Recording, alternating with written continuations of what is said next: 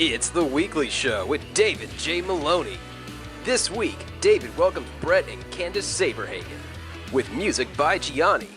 And now, here's your host, David J. Maloney.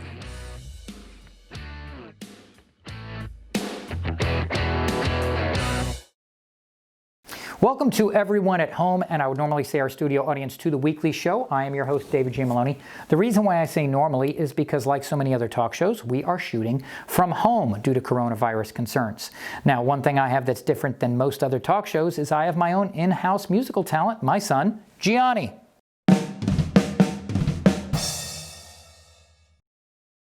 So, border agents have discovered another tunnel linking Nogales, Mexico to Nogales, Arizona. Nearly 200 drug tunnels have been discovered since 1990. In fact, economists say smugglers spend more money on infrastructure than we do. In an interview with Wonderland magazine, Paris Hilton says she's not stupid. She says that's just a character she likes to play. Amazingly, she hasn't broken character since 1989. And Woody Allen's memoir has just been published. The book includes a foreword by Roman Polanski.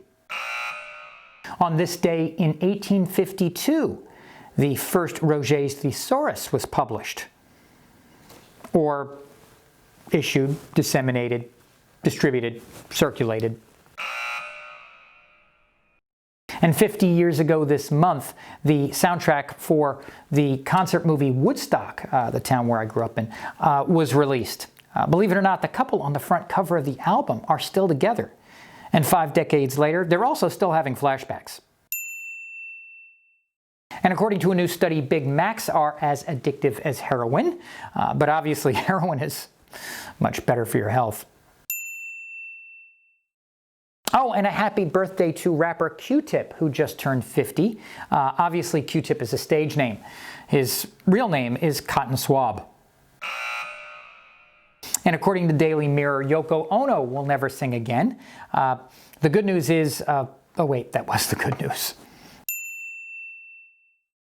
So stay tuned. We have a great show for you tonight. We have none other than Bret Saberhagen and his wife Kandace. If the name sounds familiar, it's because Bret played Major League Baseball for, well, the Royals, the Mets, the Rockies, the Red Sox between 1984 and 2001.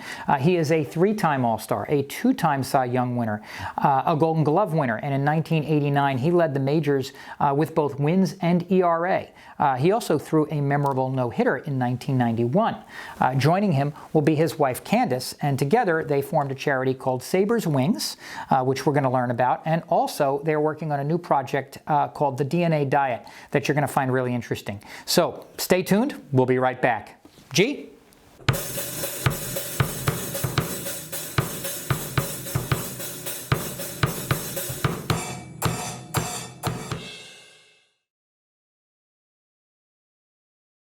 And we are back. We are here with Bret and Kandace Saberhagen. Bret, you played for the Royals, Mets, Rockies, Red Sox from 1984 to 1999, and as well as in 2001. You were a 3-time All-Star, a 2-time Cy Young winner, and a Gold Glove winner. A lot of pitchers never win a Cy Young, but you've won 2. And some other names that are on that list are like Clemens, Maddox, Koufax, Martinez, Johnson, and recently, Kershaw, Scherzer, DeGrom. Are there times when, even now, it kind of hits you that you're in that kind of company? Well, I think it's hit me all along that I was in pretty special company. Very fortunate to have achieved it once, but twice is something special. And a lot of those guys you talk to have even more than 2. So I've played golf with Clemens and Maddox, and you can talk about a lot of wins as well. So I feel very fortunate to have put on a baseball uniform in the major leagues for 1 day, let alone 18 years. A few of them weren't completely healthy, but felt very fortunate to have done what a lot of people love watching and would have loved to put on a uniform as well. And doing it for as long as I did. So I just kind of crossed my fingers, look back and go, wow, that was pretty cool. Now, you were drafted straight out of high school. What was that journey like at that time? Because were there a lot of players drafted straight out of high school, or most were coming from the minors even now, right? Well, the draft always has between minor or not minors, the high school and the college level. And it seems like more nowadays. It seems like there's a lot more coming out of college because I think they've proven themselves for a few more years than the high school guy has. I was drafted in the 19th round, had some arm problems my senior year. I thought I should have been drafted a lot higher, but it didn't happen because I started off very slow my senior year, trying to impress the scouts. Yeah, I was very fortunate to have only played 1 year in the minor leagues. And my first week in the big leagues, I was 19 years old. So it happened very quickly, very fast for me. But being in the right place at the right times with the right time with the Royals was great. We had a few guys that were injured. My rookie year, 1984, coming out of spring training. So they went with a couple younger pitchers, and I was one of them. Now, were there any family members or friends who didn't want you to go straight to the majors, maybe saying, hey, you should go to college first? That was tossed around. I was going to, if I would have went to school, it would have been University of Southern California. I wasn't much of a student. That was the only problem. So the school thing was I went there to compete and play sports, and I got by. But if I would have gone to school and if I would have went to USC, it would have been with Randy Johnson and also Mark McGuire. So that team would have been pretty solid. They were solid without me, but it would have been fun to play with them in college and then move along. But I think I made the right choice the way things worked out. Now, you pretty much established yourself as an ace in your second year with the Royals, winning your first Cy Young and the World Series with an MVP on top of that. Did it kind of feel like you were living every kid's dream, like in real time? It happened very quickly, that's for sure. Yeah, my first year in the big leagues, we went to postseason, lost to the Detroit Tigers. They ended up winning the World Series that year. Second year, we get to postseason again, and we win the World Series. So after 2 years being in postseason, both years, it seemed like it was going to happen year after year. After 1985, winning the World Series, didn't get back to postseason until 1995 when I was traded from the Mets to the Rockies. I had some shoulder problems, which didn't pitch very well in the postseason then, and never actually getting back to another World Series, but getting back to postseason a few other times. So as I look back, I was fortunate to have got to the World Series and won one. But looking back, just really knowing how difficult it is to get to postseason. A little easier now with the wild cards and more teams getting in. But back then there was only two from the American League and two from the National League for the majority part of my career until it went to the wild card, I believe, in '95. Now, which stadiums do you recall? Which ones did you feel had the best playing atmospheres, or were there some stadiums you enjoyed pitching in more so than others? You always love playing at home for the home fans, that's for sure. But I like the ballparks that seemed like the pitcher's mound was right on top of home plate. Oakland, for example, it felt like the mound is 60 feet 6 inches. It felt like I was throwing the ball 55 feet. Yankee Stadium, on the other hand, it seemed with the big backstop there, it seemed like you were throwing 65 feet. So some of the stadiums were a little more appealing. The bigger ballparks was always nice. I always like pitching in cold weather, so early in the season when the hitters' hands are a little cold. So the cold ballparks, hated pitching indoors. I just felt like baseball was meant to be played outside. But those are some of the things that stadiums and things that I liked or disliked. Looking back on your career, were there any particular memories that stick out to you the most? Was it the no-hitter in '91? No, although that was very special.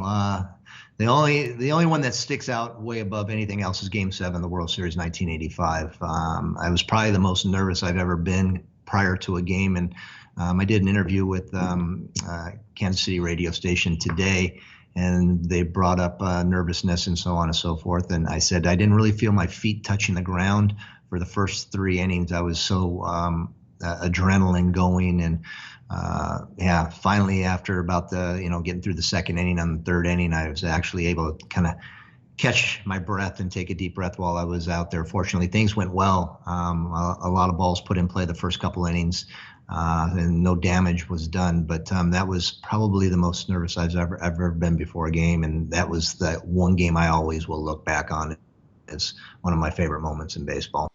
Well, we are going to go to a commercial break, and then when we come back, we're going to talk about your charity SabesWings and the other project you guys have going on right now with the DNAdiet. Ladies and gentlemen, Bret and Kandace Saberhagen. We'll be right back after these messages. And we are back. Joining Bret tonight is his wife, Kandace. I want to talk to you both about SabesWings and DNAdiet. Let's talk about you two for a moment, because you have such a fantastic story together. How did you guys meet?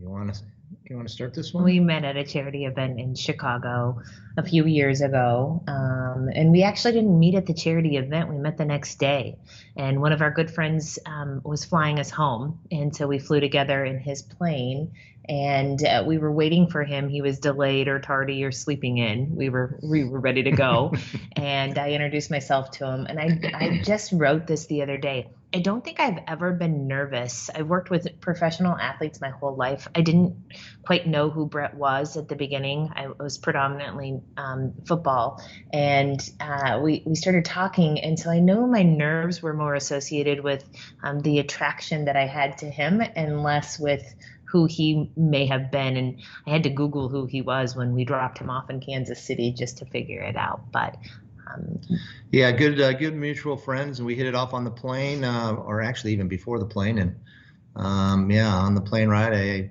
asked her if she would like to go out on a date sometime soon. And sure enough, Kansas City, I had another charity function going on, and she came out, and we've been kind of together at the hip for since then. Now, if I'm not mistaken, you started dating around the time that Kandace got some devastating health news. And Kandace, you were a little worried that it might derail the relationship. Obviously, it didn't, of course, but one could imagine. Tell us a little bit about that.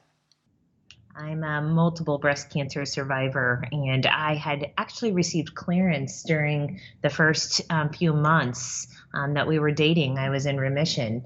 And 2 months post, I learned that I had another lump and went in and was diagnosed again. And I was having a really difficult time figuring out how I was going to explain to him. We had just started speaking on terms of marriage and our future. And I thought, gosh, I've already been there and done that, and I did it on my own, and I can do it on my own again, but I don't know how devastating it would be from the outside looking in. And I wasn't as familiar in our relationship to know, the strength of it and what it would be able to endure.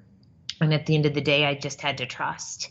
And I ended up telling him we were at another event back in Chicago 6 months later from when we first met.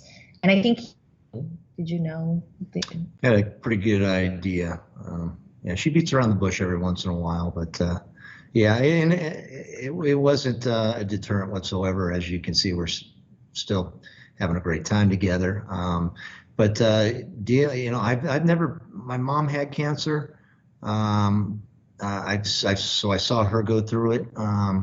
But with Kandace going through her chemo treatments and just really being almost like it disabled her. It just, chemo just kind of crushed her, at times having to pick her up off the floor and making sure she has a bucket in case she gets nauseous, and making sure she's comfortable and eating. And so it was tough to watch her go through her treatments. And since, again, we went through the first round, we've gone through a second round now.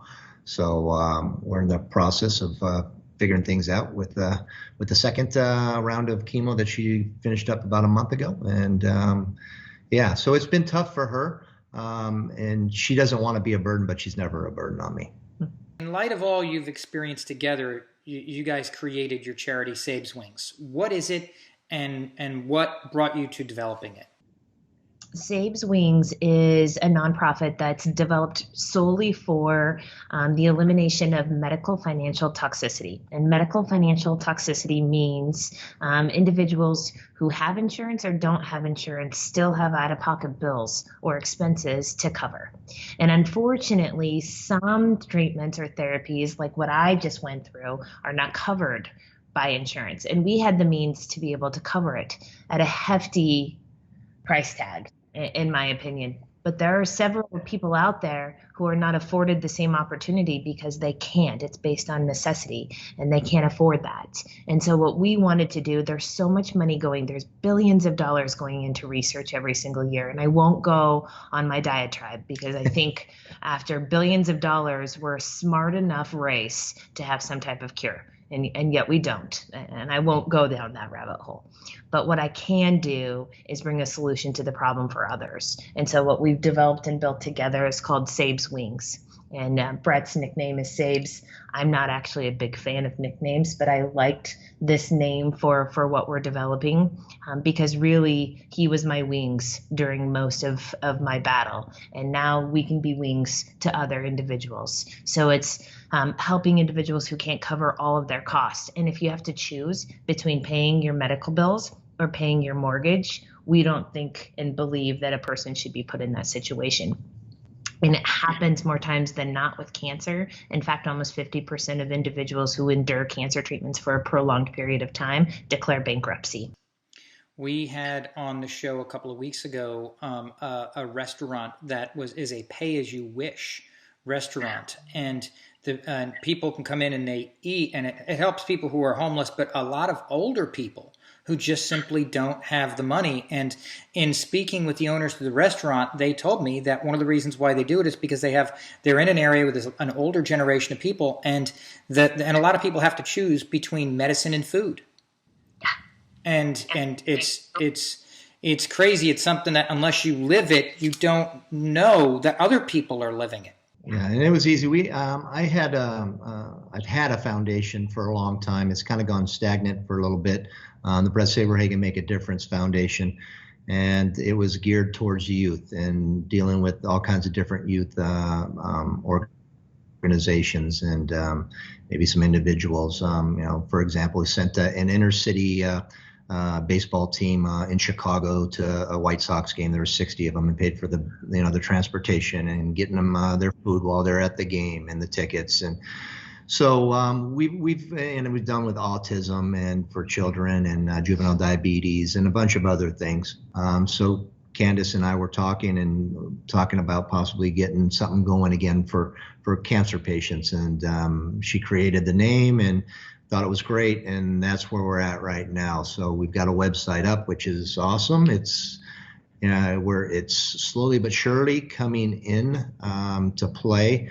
It's with the government and stuff trying to get the one switched over to the other. It's been kind of a little bit of a hectic little ride, but we're working on those things to get everything ironed out.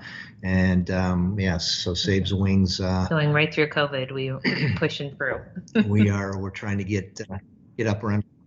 How can people learn more about SabesWings, and how can they best support the work? We can put it up on the screen. We would love for them to go to SabesWings.com and learn more there. And through that, they can navigate through donation or the availability of what we're looking for. We're not doing major fundraisers right now because we don't know really what the long term will be with COVID. And we don't want to organize a big event if we know that it might be canceled. So we put that off for about a year. We're looking for companies at this point who would want to partner and donate a very small percentage to our foundation that would benefit directly females or even other cancer survivors who are in need of income. Yeah. Mm-hmm. Well, let's talk about your current project, DNAdiet. What is it, and what made you guys start on this journey? It's always been something. My background's in medicine in general, and I come from the regenerative world. I've always wanted to find something that would curtail to specific needs of the body, and DNAdiet does that. It does that through food, though. So all of these individuals who are dieting are out there trying to look for a resource of how to lose the most weight for everybody, and we do it on a scale of let's all do this fad diet over here, and we'll lose thousands of pounds on keto. But it really doesn't work that way. And what I explain to people is it's like your car. You go to the gas station and you're not going to put in diesel if it's unleaded. And it's the same with your body. It's the food that you eat. So what it does basically is you swab your cheek, you send it in, it takes about 2 weeks to come back. And it compartmentalizes 4 different aspects of the food that you should be eating. And you're grouped into one specific aspect. For example, I'm a beta, Brett's a beta, but his daughter is a delta.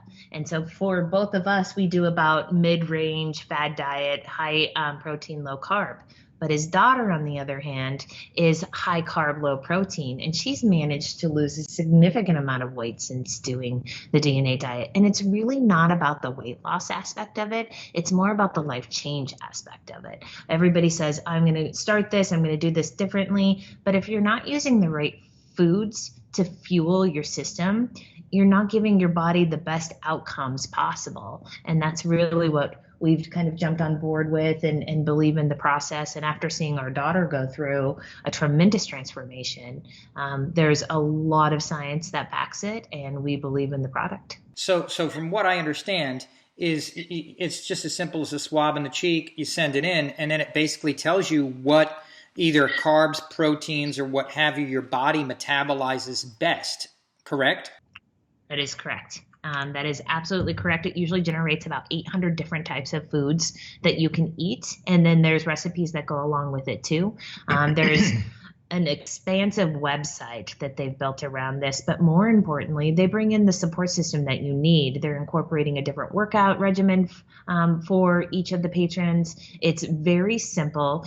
Upfront costs are minimal, and it's lifetime results. And that's what I always tell people. You're always getting lifetime results from one cost that's going out in the early infantile stages. And is the diet meant for any particular age group, or it sounds like something that would work for pretty much everybody, no?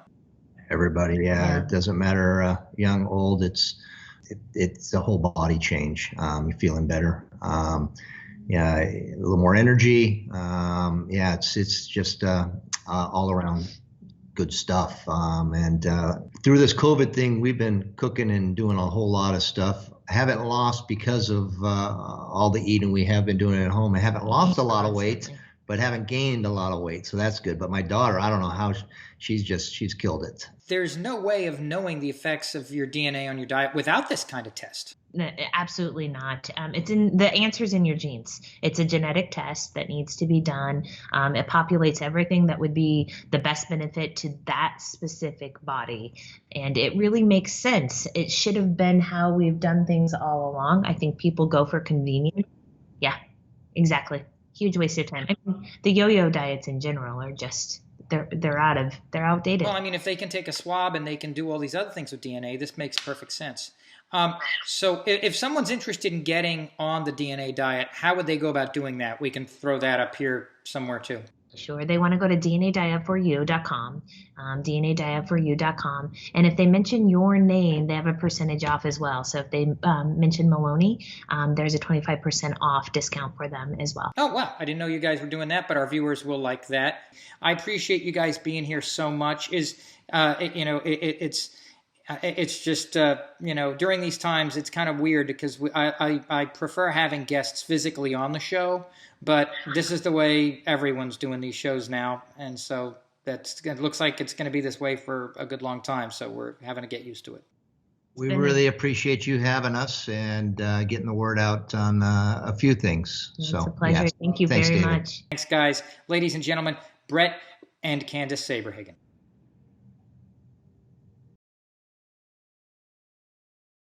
Well, that's our show for tonight. Thank you so much to Bret and Kandace Saberhagen. Great guests. It's just so great to be back on the air. Hey, Buddy G, hey, take us home, man.